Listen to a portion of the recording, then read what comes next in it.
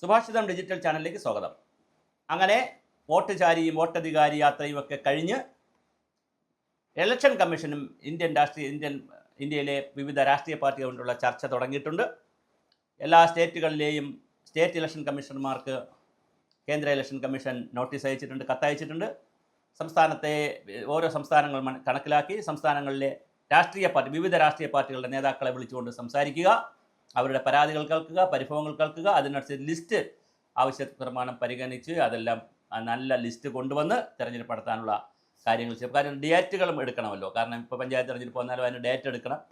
അതുപോലെ തന്നെ അതൊരു സമവായം, ഒരു ഡയലോഗ് നടത്തുന്നത് നല്ലതാണെന്നുള്ളൊരു തോന്നൽ ഇലക്ഷൻ കമ്മീഷൻ വന്നിട്ടുണ്ട്. നേരത്തെയും പലവട്ടം ഇലക്ഷൻ കമ്മീഷൻ ഇങ്ങനെ ഇവരുടെയൊക്കെ യോഗം വിളിച്ചിട്ടുണ്ട് രാഷ്ട്രീയ പാർട്ടി. ഇപ്പോൾ രാഷ്ട്രീയ പാർട്ടികളും തെരഞ്ഞെടുപ്പ് കമ്മീഷനായിട്ടുള്ള മഞ്ഞുരുകുകയാണ്. BJPക്ക് വേണ്ടി തെരഞ്ഞെടുപ്പ് കമ്മീഷൻ സമാന്തരമായി എന്തോ സഹായമൊക്കെ ചെയ്തുവെന്നും ഇലക്ഷൻ കമ്മീഷൻ അറിയാതെ വേറെ ആരൊക്കെ പരിപാടികൾ ചെയ്തു എന്നൊക്കെ പറഞ്ഞ് വലിയ വാർത്തകളാണ് വന്നത്. പക്ഷേ ആ വാർത്തകൾക്കെല്ലാം ഒരടിസ്ഥാനപരമായ വാർത്തകളെല്ലാം തെറ്റാണെന്നോ അല്ലെങ്കിൽ അത് നിഷേധിക്കുന്ന നിലപാടാണ് ഇലക്ഷൻ കമ്മീഷൻ എടുത്തത്.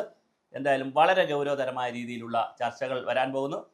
രാഷ്ട്രീയ പാർട്ടികൾക്ക് അവർക്ക് ഇഷ്ടമുള്ള കാര്യങ്ങൾ പറയുവാനും ഒരു അഭിപ്രായങ്ങൾ രേഖപ്പെടുത്താനുള്ള ഒരു സാഹചര്യമാണ് വന്നുകൊണ്ടിരിക്കുന്നത്. തീർച്ചയായും നമുക്ക് വളരെ ഗൗരവതരമായ ഈ വിഷയത്തെ കാണാം.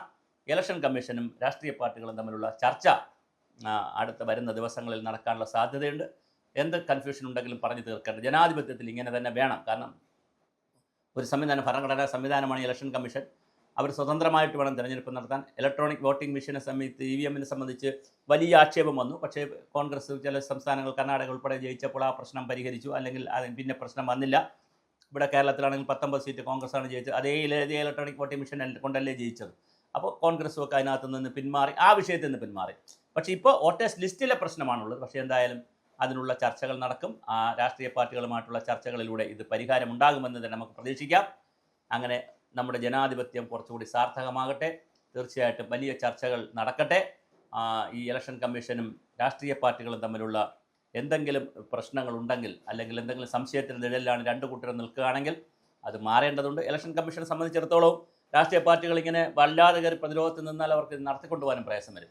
അപ്പോൾ അതിലൊക്കെ മഞ്ഞുരുകി നല്ലൊരു ഇലക്ഷൻ, നമ്മുടെ ഇനി അങ്ങോട്ടുള്ള ഇലക്ഷനുകൾ വളരെ സ്മൂത്താകുമെന്ന് തന്നെ നമുക്ക് കാണാം.